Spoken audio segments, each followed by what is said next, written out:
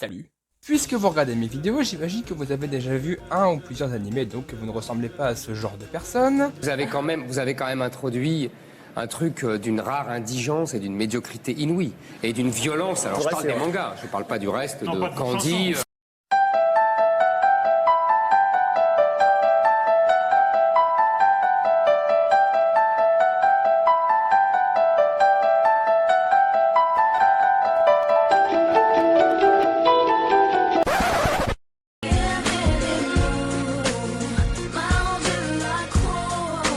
Du coup, vous avez dû remarquer que pas mal d'animés et de mangas se déroulent dans un cadre scolaire. On a des neketsu comme My Hero Academia ou Bleach, des romances comme Oresuki ou Fruits Basket, beaucoup d'animés de sport comme Kuroko's Basket, IQ, Inazuma Eleven et beaucoup d'autres, ou alors d'autres types d'animés comme Beastars.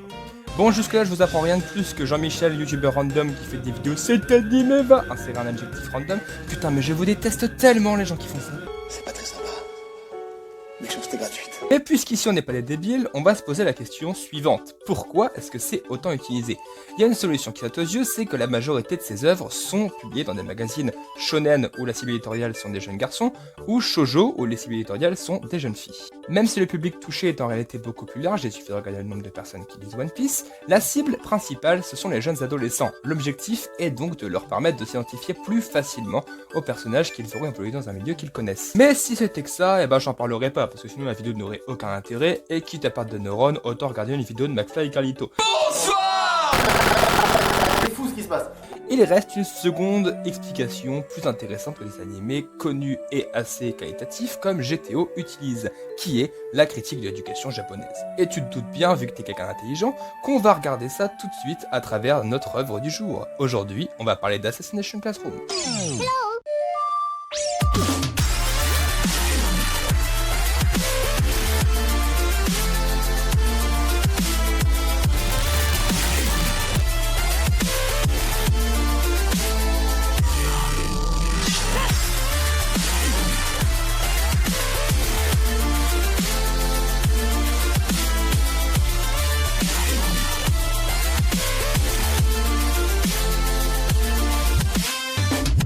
Donc, Assassination Classroom est un manga de 21 tomes qui a été publié du 2 juillet 2012 au 21 mars 2016 dans le Weekly Shonen Jump, et en France, il a été publié par Kana. C'est le fruit de l'illustre Yusei Matsui qui a créé auparavant Neuro le Mange Mystère en 2005, un manga de 23 tomes qui a eu droit à une adaptation d'animé de 25 épisodes en 2007 par le studio Madhouse, manga que je n'ai pas lu et animé que je n'ai pas vu parce que je suis un énorme branleur.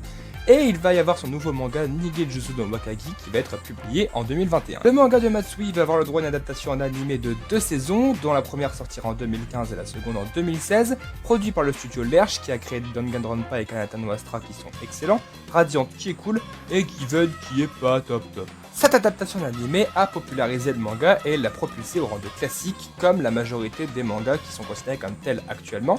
On peut citer comme exemple récent L'Attaque des Titans ou My Hero Academia. Et ça c'est grâce au grand réalisateur Kishi Seiji qui a travaillé sur cet animé et qui a également bossé sur Danganronpa, Radiant ou Amatora du même studio, ou Angel Beats qui est un chef-d'œuvre absolu, ou Kengan Ashura qui est moins foufou mais qui a quand même eu son petit succès. C'est sans oublier le scénariste Makoto Uezu qui a bossé sur Radiant et Kengan Ashura comme Kishi Seiji, sur Danganronpa dont je vous ai dit tout à l'heure que c'était excellent, sur Arsène Senki, sur le contesté, on en reparlera un jour, School Days, et également sur Boruto.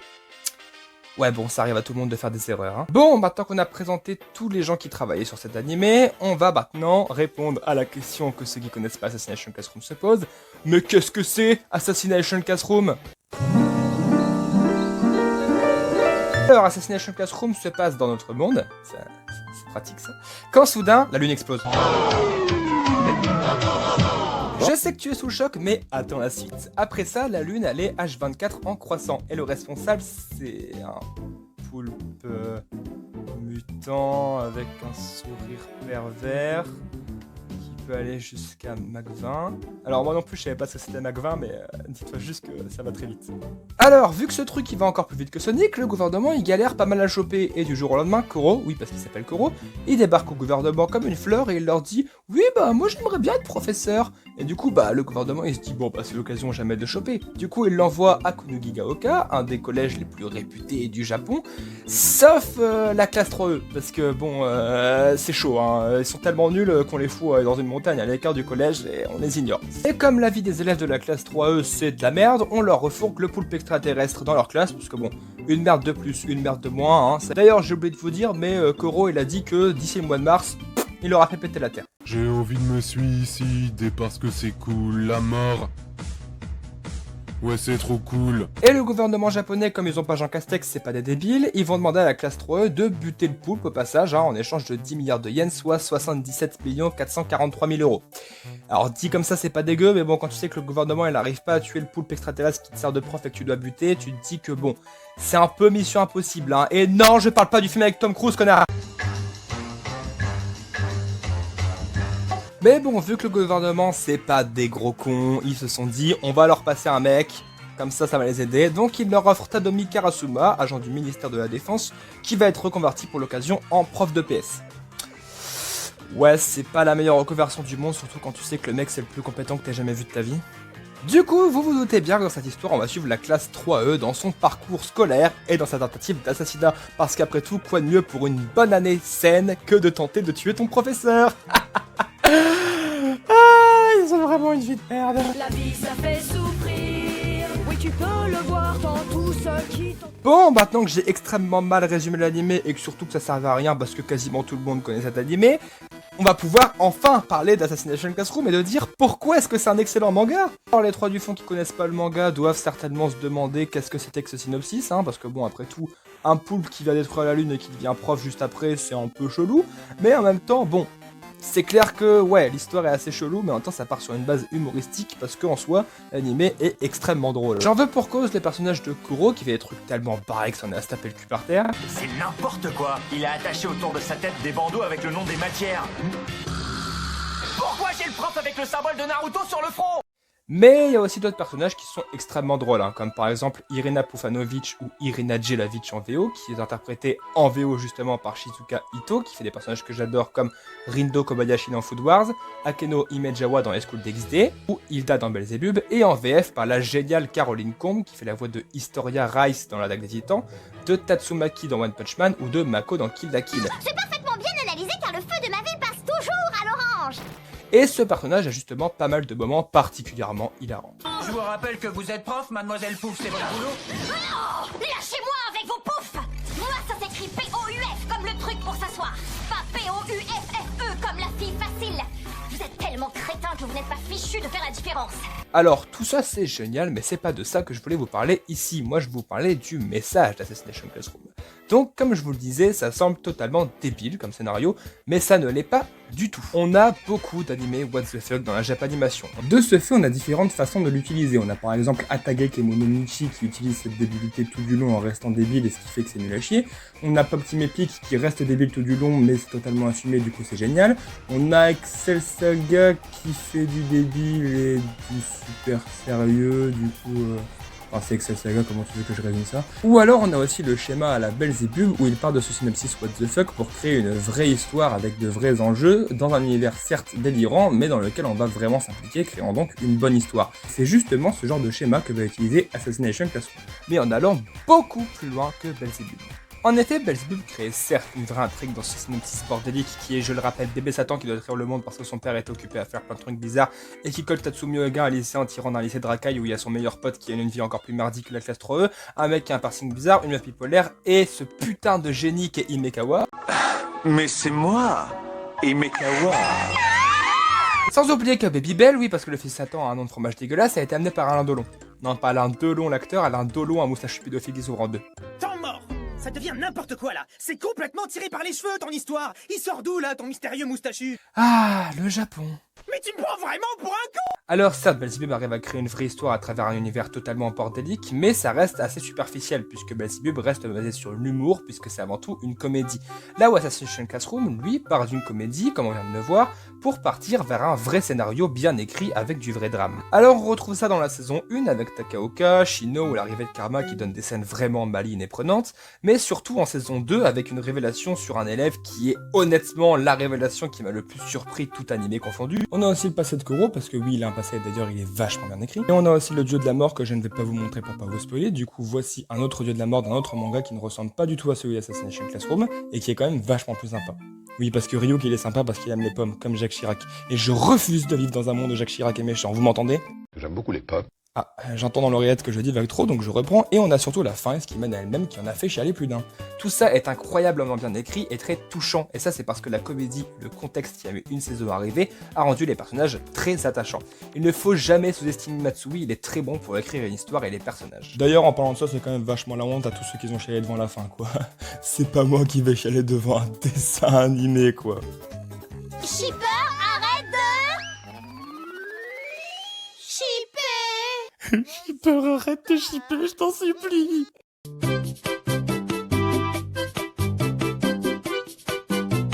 Tout ça c'est génial, mais je vous ai toujours pas parlé de ce dont je veux vous parler. Ouais, tu sais, je mets du temps à installer mon contexte, je suis un youtubeur qui construit bien ses vidéos. C'est un peu long. Assassination Classroom est donc de plus en plus sérieux et touchant. Tout ça au service de son message, qui est donc ce dont je vais vous parler, qui, vous vous en doutez, a un lien avec l'école. Sinon ma vidéo n'a aucun sens, nous dans un univers parallèle où Okasan Online est le meilleur animé du monde, et honnêtement, je vais pas vivre dans un monde pareil. Donc, vous l'aurez compris, Assassination Classroom parle de l'éducation japonaise, et c'est évidemment pas la première fois que la Japanimation aborde ce sujet. J'imagine que vous avez des tas d'exemples en tête, mais le plus connu, c'est un animé dont tout le monde vous parle H24 à vous rabattre les oreilles à quel point c'est un classique et un chef-d'œuvre. Je parle bien évidemment de GTO, le Grid Teacher Onizuka, qui est sorti en 97 en manga et en 99 en animé, et qui fonctionne sur une dynamique relativement similaire, sauf qu'on n'a pas l'assassinat. Mais c'est pas le dernier non plus, il y a un petit animé passé relativement inaperçu qui s'appelle Kanata no Astra et qui est d'ailleurs excellent, mais on va pas en parler ici parce que je pense qu'il mérite cette vidéo réservée à lui. Mais pourquoi je vous parle d'Assassination Classroom, c'est parce que selon moi c'est celui qui va le plus au fond du problème, mais avant tout, pour mieux comprendre Assassination Classroom, on va devoir parler du contexte sociétal japonais.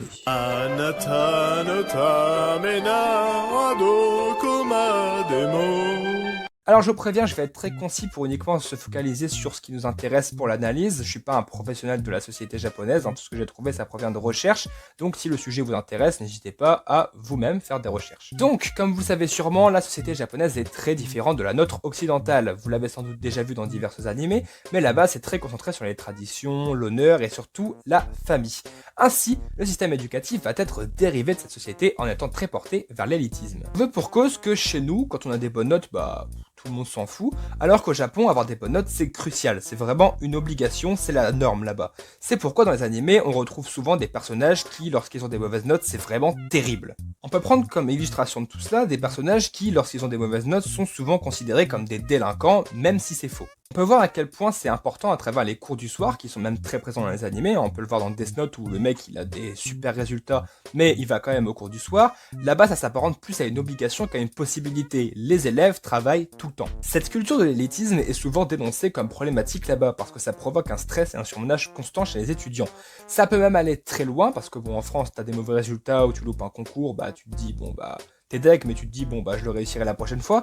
Mais là-bas, ça peut aller jusqu'au suicide, parce que des mauvais résultats, ça peut mettre du déshonneur sur toi, sur ta famille, et même détruire ton avenir. J'en veux pour cause le taux de suicide qui est très haut là-bas, et c'est même la principale cause de décès chez les jeunes de 10 à 19 ans.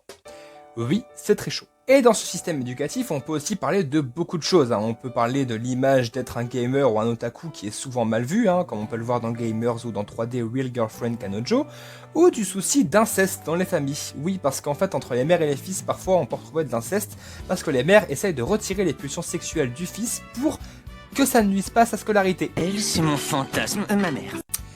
Oh, et moi aussi quand je l'ai appris, ça m'a relativement pas mal choqué. On a également des cas de harcèlement scolaire qui sont très présents au Japon, comme on peut le voir dans Fruits Basket ou Mao Shoujo Site, mais également du harcèlement / attouchement sexuel, thème qui est exploité dans Wonder Egg Priority, un excellent animé qui parle de beaucoup de choses, allez le voir, j'en parlerai bientôt dans une prochaine vidéo, mais aussi dans beaucoup d'autres animés. Qui est encore plus horrible, c'est que ce problème d'harcèlement sexuel ne se limite pas au système éducatif, puisque dans les métros qui sont très souvent bondés, des mecs assez chelous vont profiter du fait qu'il y ait beaucoup de monde pour pouvoir attoucher ou se frotter contre entre deux jeunes demoiselles sans qu'elles ne puissent rien dire, parce que ce sera la parole de son agresseur contre la sienne, et c'est souvent des gens haut placés qui profitent de leur position pour pouvoir profiter de ces demoiselles.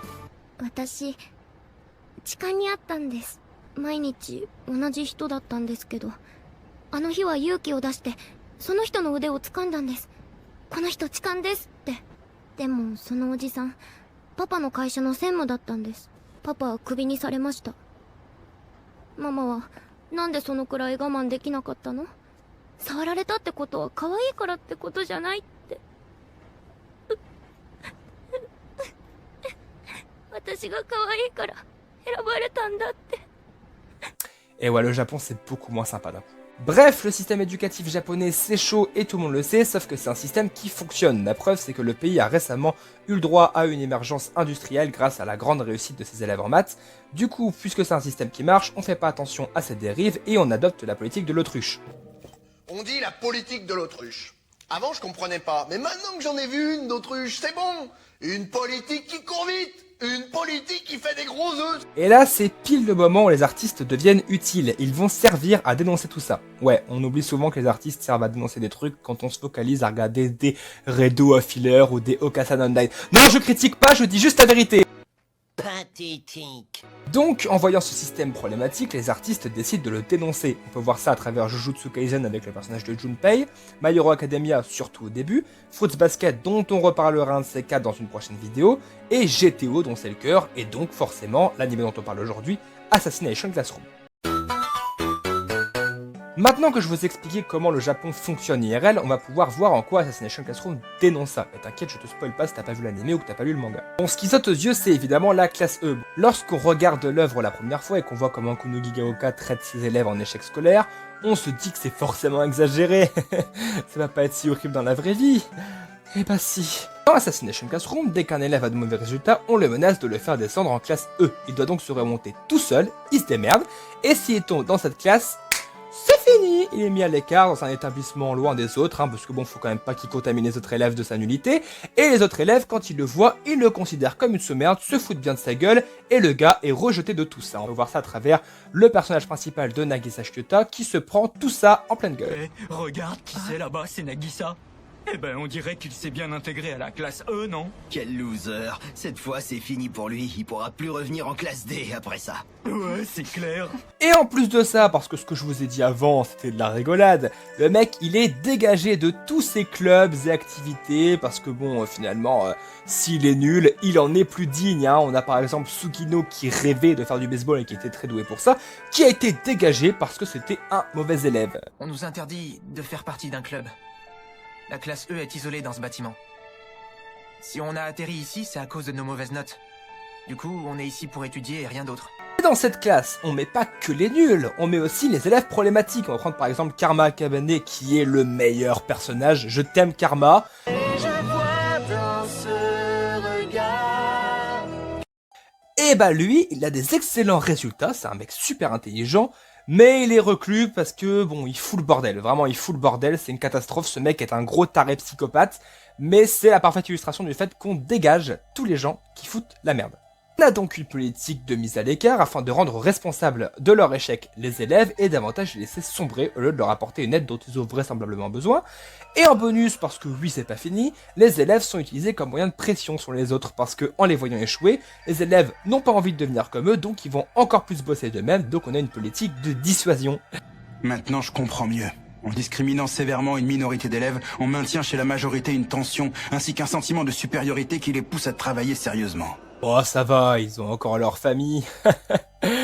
Même pas, leur famille les considère comme des sous-merdes et leur crache à la gueule. T'es content j'espère. À cause de toi, ma réputation en a pris un coup. La seule chose qui me fasse plaisir, c'est de savoir que j'aurais pu supporter de voir ta tête. Comme tout le monde finalement, parce que bon après tout, leur vie elle était pas assez pourrie. Donc on a ça dans Assassination Classroom. Et bah ça ressemble au vrai Japon. On peut voir ça puisque au Japon, les élèves en échec sont méprisés et auront plus de difficultés à rentrer dans des bonnes écoles. Parce que là-bas, on a une obligation d'aller dans une bonne école, puisque c'est la culture de l'élitisme. Ce sera donc plus compliqué d'avoir un bon travail. Et en plus de ça, on les considère comme des reclus s'ils ont des mauvais résultats, vu que, comme je l'ai dit tout à l'heure, on les considère comme des racailles ou des vauriens. Donc, là où dans Assassination Classroom, on a un isolement au sens propre, on le voit directement, Dans la société japonaise, c'est plus un isolement sociétal puisqu'on les considère comme des gens différents. On peut voir que ça fonctionne exactement de la même manière avec la dissuasion, puisque dans Assassination Classroom, on pointe les mauvais élèves du doigt, alors que dans la société japonaise, c'est les bons élèves qui vont voir la galère des mauvais élèves et vont donc se donner le stress pour continuer à rester au haut niveau. Pour le manque d'aide, c'est pareil, les mauvais élèves vont devoir encore plus travailler en cours, dans les cours du soir ou chez eux, pour pouvoir arriver à la hauteur des bons élèves, comme on peut le voir dans Higurashi 2020 avec le personnage de Satoko. Et ouais, Assassination Classroom, à travers son concept extrémiste, dresse un portrait assez réaliste du système scolaire japonais finalement. Et il illustre de façon beaucoup plus directe les problèmes de ce système justement. Une dernière preuve qui va vous montrer que le système de l'œuvre de Matsui est extrêmement proche du vrai système, c'est que si le système scolaire de Kunogi Gaoka est toléré, c'est parce que le taux de réussite de l'établissement est au top niveau. Et comme on l'a vu dans le système japonais, si ce système japonais est toléré, c'est parce qu'il réussit très bien. Dans les deux cas, on a une politique de l'autruche. Pour nuancer le propos et en allant très loin, parce que moi j'aime bien partir très loin, le personnage du directeur pourrait être l'incarnation directe du système éducatif japonais, puisqu'il commence en partant de bonnes intentions, pour au final devenir de plus en plus strict et finalement changer au cours de l'œuvre, comme on va pouvoir le voir juste après. Et si vous vous demandez pourquoi est-ce que la classe E a été choisie alors que ça aurait très bien pu être une classe plus intelligente de Kunogi Gaoka, c'est en réalité un choix très pertinent avec les scénarios et la thématique en même temps, puisque les élèves étant des échecs et n'ont plus rien à perdre, si leur vie scolaire est détruite par la chasse de Koro, eh bien en final ça ne changera rien parce que leur vie scolaire était déjà un échec, et s'ils arrivent à tuer Koro, ça leur donnera de l'argent pour pouvoir avoir l'espoir de remonter dans la société et redevenir quelqu'un de considéré par les autres. Mais Assassination Classroom, comme je vous l'ai dit tout à l'heure, n'est pas le premier animé à faire ça, bien qu'il le fasse différemment. En effet, GTO dans les années 90 a aussi montré des élèves en échec comme protagonistes et le personnage de Onizuka qui venait changer cet ordre établi. Eh bien, Koro fonctionne de la même manière qu'un Onizuka. Koro, à l'instar d'un Onizuka, de par sa nature de poulpe bizarre, dégueulasse, qu'on retrouve comme un truc qui commence par un H et qui finit par un I, mais bon, moi je vous laisse ça à vous parce que c'est chelou, il a rien à faire en tant que prof. Onizuka, c'est parce que c'était une racaille, Koro, c'est parce que c'est un tueur de masse, poulpe bizarre. Rien à foutre là, et quand tu connais ce qu'il est à l'origine, c'est encore plus flagrant. Et ben justement, c'est pour ça que c'est un excellent prof. Comme on l'a vu, la société japonaise a tendance à entretenir ce système qui est pourtant nocif pour les élèves. Alors quoi de mieux qu'un monstre à tentacules chelou qui ressemble à rien de connu et qui est totalement barré et donc sort de la norme, pour montrer comment le système éducatif devrait sortir de sa norme pour être meilleur. Et oui, Koro va montrer au système éducatif comment changer pour progresser. Koro, au début de l'anime, va rejoindre une classe d'élèves qui ont déjà renoncé à leur avenir. Ce sont des élèves qui ont été abandonnés par la société. Donc au début, ils sont très méfiants à l'égard de Koro, surtout que bon, c'est un prof qui a détruit la lune et qui a une gueule de pervers, donc c'est un peu logique de se méfier de ce mec. Il ne peut pas comprendre ce qu'on ressent. Un monstre pareil ne peut pas comprendre ce que ressent un humain qu'on ne craint pas, dont on n'attend plus rien, qu'on ne reconnaît même plus. Mais Koro va leur faire remonter la pente, et TG c'est pas du spoil, c'est logique. Avec une chose. Oui, une unique chose. C'est si simple et évident que tu vas t'en taper le cul par terre quand je vais te le dire. T'es prêt? De l'attention. Alors, pendant que t'es en train de taper ton fessier contre ton carrelage, je vais continuer. Oui, c'est si évident que ça. Je m'explique. Les élèves ont depuis un moment été ignorés, méprisés et rejetés de tous, y compris de leurs proches et du pays, sans jamais que personne n'ait tenté de les aider, sauf une personne, mais bon, ça va avec le fait que c'est un mouvement complet qui doit bouger et pas une seule personne isolée. C'est là que Koro arrive, il les regarde droit dans les yeux, leur parle d'égal à égal et cherche à les connaître et à les comprendre. Et il comprend que chaque élève est unique à ses points positifs et ses points négatifs, et Koro va assimiler ça pour leur donner des enseignements personnalisés et les considérer comme ce qu'ils sont, des individus et surtout des enfants. Et en tant que tels, ils ont besoin de quelqu'un pour les éduquer. Un enfant, ça s'abandonne pas, hop, en plein milieu de la rue, on lui dit tiens, démerde-toi, c'est la loi de la jungle. Et donc une petite attention qui va tout changer. La solution à ce système, et donc ce que réclame Matsui au gouvernement japonais, c'est simplement de la considération pour ces enfants en échec, d'aider ceux qui ne s'en sortent pas et de surtout pas les formater à une vie de stress. En mettant ces élèves en échec scolaire en personnage principal, on nous met sous le nez la réalité de leur vie cruelle et avec leur évolution l'impact qu'un changement aurait sur eux. Donc logiquement les élèves entretiennent une belle relation avec leur cible, qui d'ailleurs est très bien montrée, et ce paradoxe vient à nous faire poser une question évidente. Comment ça se fait qu'il a fallu un monstre tentaculaire pour que tout change? Ce qui renvoie IRL à pourquoi Yusei Matsui, qui est mangaka, piche ça, et le gouvernement japonais qui gère l'éducation ne comprend pas ça.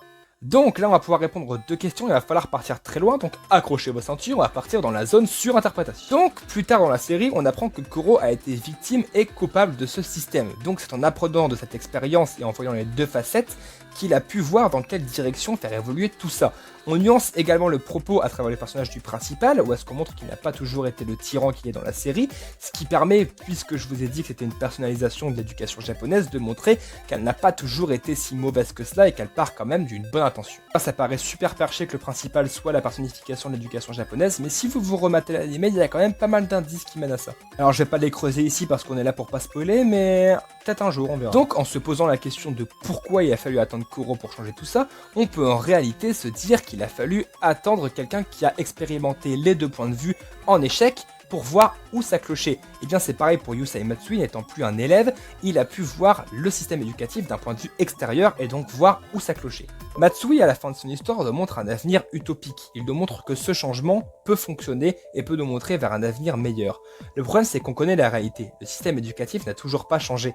Et à travers cette fin donc utopique, puisqu'elle ne s'est toujours pas vraiment réalisée, Matsui, en critiquant le système éducatif japonais, montre donc quelque chose de plus grave. On sait ce qu'il faut faire, mais on ne le fait pas. Et pourquoi ? Eh bien, c'est parce que le système actuel marche. Et tout ça, ça suffit au gouvernement qui s'en fiche du reste. On peut donc revenir à la question principale. Pourquoi il y a autant d'histoires dans le milieu scolaire ? Eh bien, la réponse elle est toute simple. C'est parce qu'un mangaka est avant tout un artiste.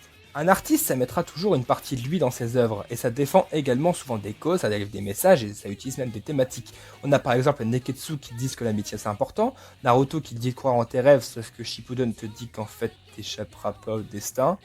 En fait, c'est vachement contradictoire, Naruto. Ou alors Death Note qui va te poser le questionnement de, en fait, qu'est-ce qui est juste. Alors du coup, beaucoup de ces auteurs vont voir que le système éducatif ne marche pas. Et pour cause, ils l'ont subi, ils ont été du côté des élèves. Alors du coup, ils vont en parler pour faire réagir et créer un éveil de conscience collective dans la société japonaise, dans l'objectif de faire changer ça un jour. Et du coup, pourquoi est-ce que c'est vraiment important d'aborder ces sujets ? Bah, c'est parce que ne pas en parler, ça va normaliser tout ça. Et du coup, ça va faire qu'on va finalement dire que c'est banal et puis on va finir par le tolérer.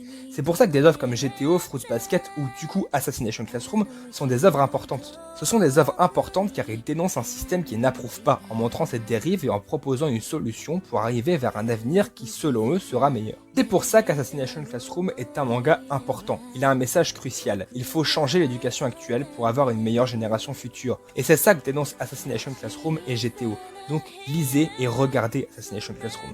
Pour une excellente histoire, une fin riche de sens dont je ne parlerai pas pour ne pas spoiler, et un sujet pertinent sur la situation actuelle au Japon.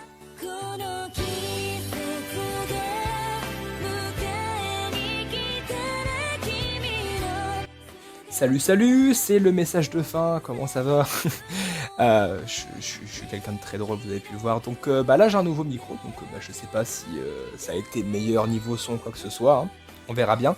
Donc j'espère que vous avez apprécié ce nouveau Watch Out. J'essaie de sortir des vidéos plus souvent. Normalement, si je dis pas de la merde, ça fera un mois que la vidéo sur Talentless Nana est sortie. Je vais essayer d'en sortir à peu près une tous les mois. Mais bon, une fois que je serai en vacances, j'en sortirai peut-être plus souvent.